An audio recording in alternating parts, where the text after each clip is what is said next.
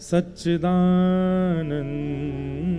रूपाय विश्वोत्पत्त्यादि Hathaway तापत्रय विनाशाय श्री कृष्णाय वयं नमः। सत्य, चैतन्य और आनंद। अब देखो, हमें हर बार इस श्लोक का एक नवीन अर्थ व्यास मंच पर बैठते ही भाव आने लगता है। महाप्रभु जगन्नाथ जी भी इन 3 अक्षरों में ही विभाजित हैं। श्री बलभद्र जी सत्य स्वरूप हैं। बहुत ध्यानपूर्वक सुनिएगा। आप सबको आवाज आ रही है हमारी? एक एक शब्द ध्यान से सुनिएगा। सत्य, चैतन्य और आनंद, ये 3 रूप भागवत जी के महात्म्य में ठाकुर जी के बताए जाते हैं। सच्चिदानंद रूपाय। श्री बलभद्र जी कौन है? सत्य स्वरूप। या तो जो स्वयं सत्य है उसको सत्य कहें, या जो सत्य बताता है उसको सत्य कहें। बलभद्र जी सत्य स्वरूप क्यों हैं? क्योंकि जगन्नाथ जी के इस त्रयी स्वरूप में श्री बलभद्र जी ऐसे हैं जो आचार्य रूप धारण करके आते हैं पृथ्वी पर। बहुत ध्यान से सुनिएगा। बलराम जी आचार्य स्वरूप धारण करके आते हैं पृथ्वी पर कलिकाल में। किनका स्वरूप धारण किया आपने? श्रीमद रामानुजाचार्य जी महाराज। रामानुजाचार्य जी जो हैं वो शेषावतार हैं और शेष ही बलभद्र जी बनकर के आए हैं। तो आचार्य बनकर के आए हैं, इसका मतलब आचार्य क्या करता है? सत्य की राह दिखाई, सत्य की राह दिखाते हैं। जो सत्य मार्ग बतावे, जो सत्य से अवगत करावे, जो विवेकी बनावे, उसको गुरु कहते हैं। और उन गुरु का स्वरूप इन तीनों महाप्रभु के स्वरूप में से बलभद्र जी ने धारण किया। इसलिए सत्य, बलराम जी सत्य स्वरूप हैं। और रामानुजाचार्य जी के संग तो एक अद्भुत लीला जगन्नाथ महाप्रभु ने की। हमारे श्री जगन्नाथपुरी में भाव की सेवा प्रधान है। भाव और नियम, ये 2 सेवा वहां पर विशेष है। कल मुझे लगता है संभवतः जगन्नाथ जी ने शयन 2:30 बजे किया रात को। क्यों? कल एकादशी थी, तो एकादशी पर कुछ सेवाएं अधिक बढ़ जाती हैं, उसके कारण महाप्रभु जी विलंब हो जाता है। तो 2-2:30 बजे ठाकुर जी सोए, 4, 4:30, 5 बजे उठ गए। सोते ही नहीं है। तो वहां नियम से सेवा और भाव की सेवा, ये 2 सेवा प्रधान हैं जगन्नाथपुरी में। कभी ऐसा विचार करें कि भाई रात्रि 11 बज गए, 12 बज गए, ठाकुर जी को शयन करा दें और सेवाएं कुछ अधूरी रह गई हैं, तो शयन नहीं करेंगे ठाकुर, पहले सेवा पूरी होगी, चाहे उसके लिए 4 बज जाएं सुबह के, उसके बाद ही शयन होगा ठाकुर जी का। कई बार तो हमें लगता है कि जगन्नाथपुरी में 20-30 मिनट के लिए ही कपाट बंद होते होंगे, फिर खुल जाते होंगे, इतनी देर का ही शयन होता है। भाव की सेवा और नियम की सेवा, ये 2 सेवा विशेष हैं जगन्नाथपुरी में। वैदिक सेवा कहीं ना कहीं इतनी प्रधान नहीं है जगन्नाथपुरी में। और स्पष्ट बात है कि जहां भाव की सेवा प्रारंभ हो जाती है, फिर वहां वैदिक सेवा हो नहीं पाती। वैदिक सेवा समझ रहे हैं?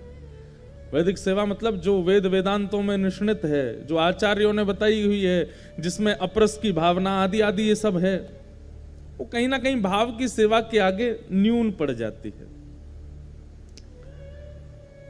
जगन्नाथपुरी में भाव की सेवा है। और जब ये सेवा प्रकल्पों को श्रीमद रामानुजाचार्य जी महाराज ने सुना, तो उनके मन में भाव आया कि महाप्रभु जी, आप साक्षात परब्रह्म हैं, साक्षात परमात्मा हैं, आपकी सेवा नियम से होनी चाहिए, वैदिक भाव से होनी चाहिए। और श्री रामानुजाचार्य जी ने जाकर के मंदिर में सारे पुजारियों को कहा कि भाई आप सब लोग बाहर रहो, हम करेंगे सेवा ठाकुर जी की। और अपने हजारों शिष्यों के साथ जगन्नाथ महाप्रभु के रसोई घर की सेवा, वस्त्र घर की सेवा, गर्भगृह की सेवा, सब घर की सेवाओं को रामानुजाचार्य जी ने अपने अंडर में ले लिया।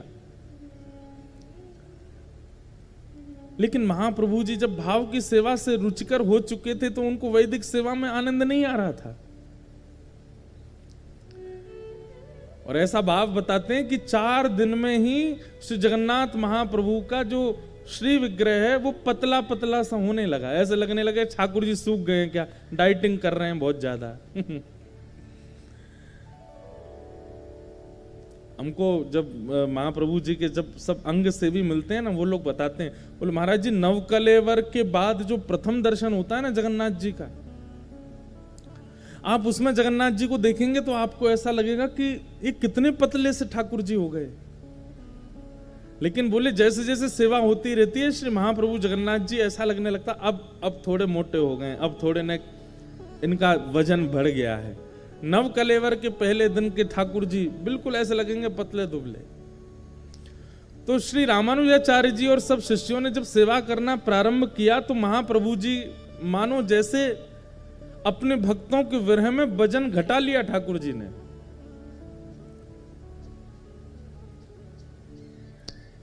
रामानुजाचार्य जी को अनुभव हो गया कि ठाकुर जी प्रसन्न नहीं है। ठाकुर जी से कहा, बोले जय जय क्या हुआ, आप इतने उदास क्यों लग रहे हैं? तो महाप्रभु जी बोले मुझे अपने उड़िया वैष्णव भक्तों की याद आती है। वो लोग मेरा जैसे भोग लगाते हैं, वो लोग मेरी जैसे आरती करते हैं, वो लोग मेरा जैसे वस्त्र पहनाते हैं, उसमें मुझे बहुत सुख मिलता है। मुझे उसके आगे वैदिक सेवा में रुचि नहीं आ रही है, मुझे वो भाव की सेवा ज्यादा अच्छी लगती है। आप अपने शिष्यों को लेके चले जाओ, वो उड़िया भक्तों को ही भीतर भेजो, मैं उनसे ही सेवा कराऊंगा अपनी। पर रामानुजाचार्य जी आचार्य हैं और आचार्य के पास ये योग्यता होती कि वो ठाकुर जी को भी डांट देते हैं। रामानुजाचार्य जी बोले चुपचाप सेवा कराते रहिए, कोई भीतर नहीं आएंगे उड़िया भक्त, वैदिक पद्धति से आपकी सेवा होगी। 4 बजे मंगला का मतलब 4 बजे मंगला हो जाएगी और रात्रि 9:30 बजे तक आपका शयन, तो मतलब 9:30 बजे के बाद कुछ नहीं, शयन हो जाएगा। इस पद्धति से भोग बनेगा, इस पद्धति से वस्त्र होंगे, इस पद्धति के आभूषण होंगे। महाप्रभु जी ने पहले निवेदन किया कि आप उनको सेवा में आने दो, लेकिन जब रामानुजाचार्य जी बोले नहीं वैदिक पद्धति से ही होगी, तो ठाकुर जी रात्रि में बलभद्र सुभद्रा जी के साथ बैठे मीटिंग कर रहे हैं। बोले क्या करें, ये रामानुजाचार्य जी को कैसे भेजें यहां से? अरे हमको ये बहुत अच्छे लगते हैं, हमको बहुत प्रिय हैं। अच्छा एक और बात है, बलभद्र जी ही रामानुजाचार्य जी बन के आए तो कितनी मीटिंग करें भीतर, इनको सब पता चल जाता है। तो ठाकुर जी बड़े संकोच में, सुभद्रा जी से कुछ काना फूसी भी करते हैं तो बलराम जी देखते हैं क्या हो रहा है। अब कैसे कहें यही तो रामानुजाचार्य बन के आए हैं। तभी ठाकुर जी ने भीतर गर्भगृह में तो देख लिया कि यहां काम बनने वाला नहीं है। तभी सामने विराजमान श्री गरुण जी, उनको इशारा किया। अच्छा देखो एक बात, ये तो हम लीला सुंदर करने के लिए ऐसा बोल देते, परंतु ठाकुर जी के तो मन के भाव सब समझ जाते हैं। आप यदि बहुत नियम से सेवा करते हैं तो ऐसा थोड़ी है कान में आके ठाकुर जी आपके बोलेंगे। आपको मनी मन पता लगता रहेगा कि ठाकुर जी क्या चाह रहे हैं, ठाकुर जी ऐसा पाना चाह रहे हैं, ठाकुर जी ऐसा कहना चाह रहे हैं।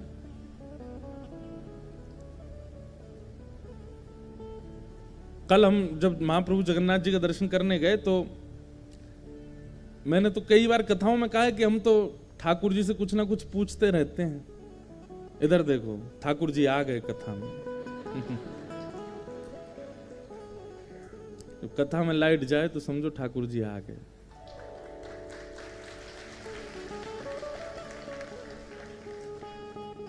तो कल जब हम दर्शन करने गए तो कुछ हमारी माता जी ने कुछ कहा था कि जगन्नाथ महाप्रभु से पूछना, आज्ञा लेना, क्या कहते हैं। तो हमने जगन्नाथ महाप्रभु को प्रणाम किया। मैंने कहा आप कैसे हैं? ठीक हैं, आनंद में हैं? बड़ी कृपा, आप हमको बुलाते रहते हैं। अभी सितंबर में हमारी कथा भी जगन्नाथपुरी में है। तो मैंने कहा आपकी बड़ी कृपा है कि आप दास को बुलाते रहते हैं। भोजन प्रसाद सब प्रेम से पा रहे हैं, आप श्रृंगार खूब बढ़िया करके बैठे हैं। पहले वार्ता हो गई, फिर जो माँ ने कुछ कहा था वो पूछा। मैंने कि माँ प्रभु जी ऐसा ऐसा कुछ भाव माँ का है, सब आपको जैसे रुचकर लगे आप आज्ञा देना।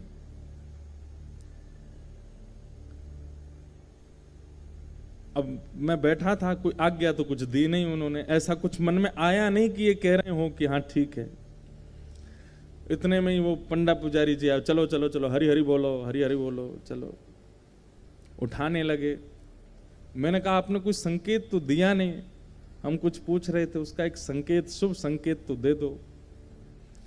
तो मैंने मन में विचार किया कि ये पुजारियों के हाथ में जो डंडी लगी रहती हैं, 2 डंडियां लगी रहती हैं, उसको ऐसे मारते हैं सिर पे। मैंने कहा अगर ये डंडी पड़ी तो समझ जाऊंगा ठाकुर जी मना कर रहे हैं, और अगर कोई ठाकुर जी की प्रसादी माला आ गई तो समझ जाऊंगा हाँ कह रहे हैं। अब बड़ी दुविधा में पड़ जाते हैं कई बार तो, क्योंकि ठाकुर जी बड़े खेलते हैं, ना तो डंडी पड़वाते हैं ना माला ही देते हैं। ले अब तू देख क्या करेगा। तो बस जैसे ही मंदिर से निकलने का भाव आया, अब मैं पीछे मुड़ मुड़ के देखते ही इतने से हैं, एक तो बाहर से देखो इतने ही दिखते हैं। यहाँ के जगन्नाथ जी तो फिर भी इधर वालों को तो दिख रहे होंगे, इधर वालों को तो कैसे इतने ही दिख रहे होंगे। तो मैंने कि संकेत दे दो कुछ। इतने में ही बस कहा ही था, एक पुजारी जी भीतर थे, वो पहचान गए, दौड़ गए, रुको रुको रुको रुको व्यास जी, रुको रुको रुको, झोली करो। तो मैं वस्त्र आगे किया, उसमें तुलसी जी पधरा दी और फिर ठाकुर जी के श्री अंग का कमल पधरा दी। लो ऐसे हमारे ठाकुर जी हैं श्री जगन्नाथ जी। तो ठाकुर जी ऐसा नहीं कि कान में आके कुछ कहते होंगे या आपको बैठा के बोलते होंगे। जब आप सेवा में निमग्न हो जाते हैं तो आपको अनुभव ही हो जाता है कि ठाकुर जी क्या संकेत कर रहे हैं, और या फिर इस प्रकार से कुछ ना कुछ संकेत इधर उधर के कर देते हैं।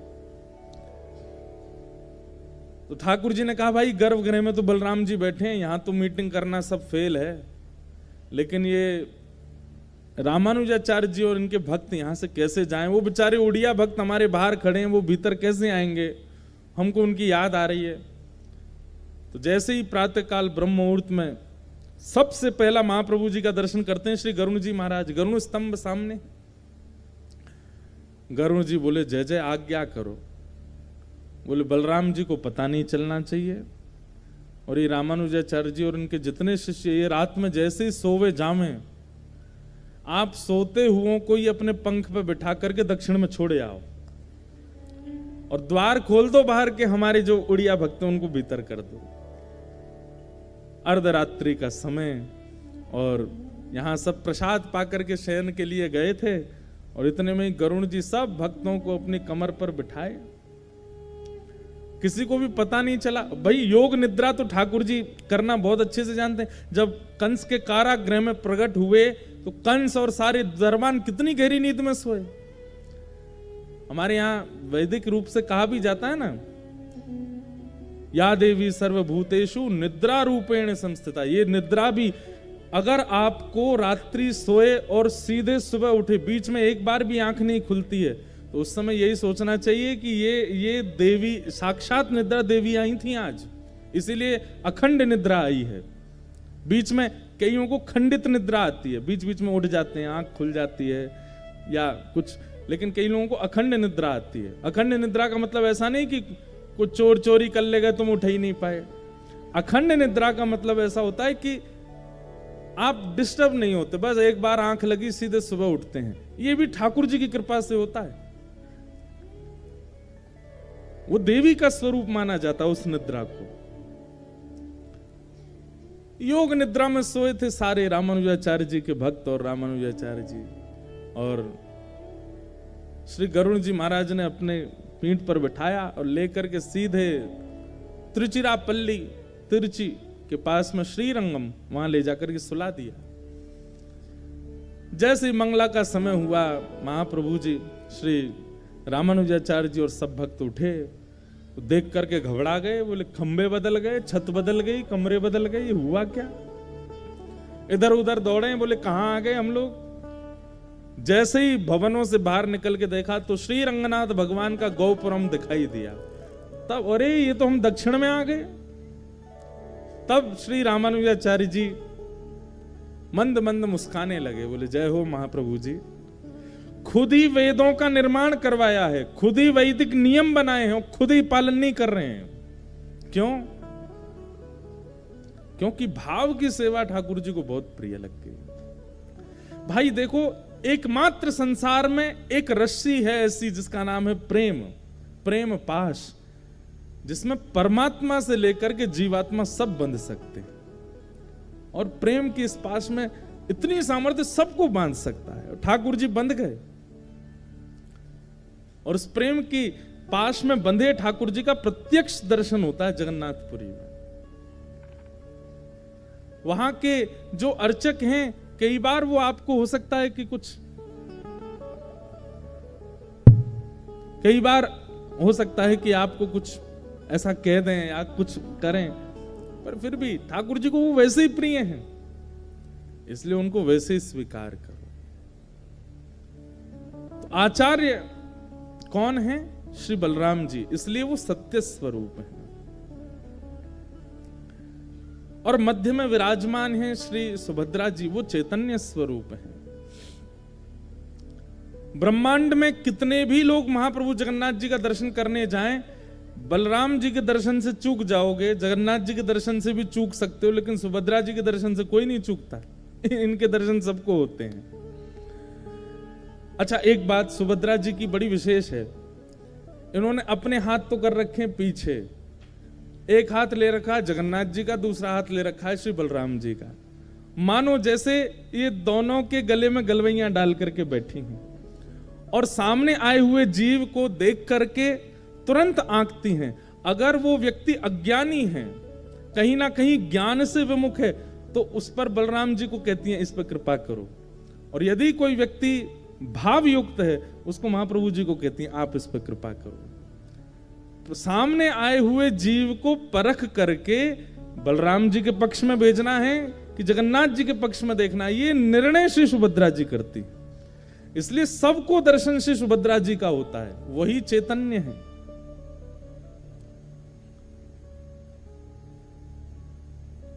और वाम पाश में विराजमान जो श्री महाप्रभु जगन्नाथ हैं, ये कौन है? ये आनंद स्वरूप है, सत्य चैतन्य और आनंद, सच्चिदानंद रूपाय, वो आनंद स्वरूप है। बलराम जी को देख करके हो सकता है आपके मन से श्लोक भी आ जाएं, आपके मंत्र से कोई जय हो बलराम जी महाराज की जय हो, सुभद्रा जी को देख करके जय सुभद्रा मैया की जय हो, जगन्नाथ जी को देख करके तो भूल जाते हैं। इनको देख करके तो बस मुख प्रसन्न हो जाता है, नेत्र सजल हो जाते हैं, रोंगटे खड़े हो जाते हैं, और बस लगता है कोई धक्का ना दे, कोई आगे ना बढ़ा, बस इनको देखते रहें। क्यों? क्योंकि आनंद घन है, साक्षात आनंद स्वरूप है। ऐसे सच्चिदानंद रूप श्री जगन्नाथ महाप्रभु को हम बारंबार प्रणाम करते हैं। आगे लाइट सच्चिदानंद रूपाय विश्वोत्पत्त्यादि है तवे, जो विश्व की उत्पत्ति, पालन और संहार करते हैं। तापत्रय विनाशाय श्री कृष्णाय वयं नमः। विश्व की उत्पत्ति, पालन, संहार करने वाले ऐसे श्री कृष्ण को हम बारंबार प्रणाम करते हैं, बारंबार वंदन करते हैं। इतने भाव हैं श्री जगन्नाथ जी के लिए, रह रह करके याद आते हैं। अब ये कुछ भाव बता दें, अब ऐसा कुछ सुना दें, अब ऐसा कुछ कह दें, इतने श्री जगन्नाथ जी के भाव हैं। हम तो कहते हैं अपनी कथा में कि भारतवर्ष में सब जगह ठाकुर जी प्रत्यक्ष विराजमान हैं,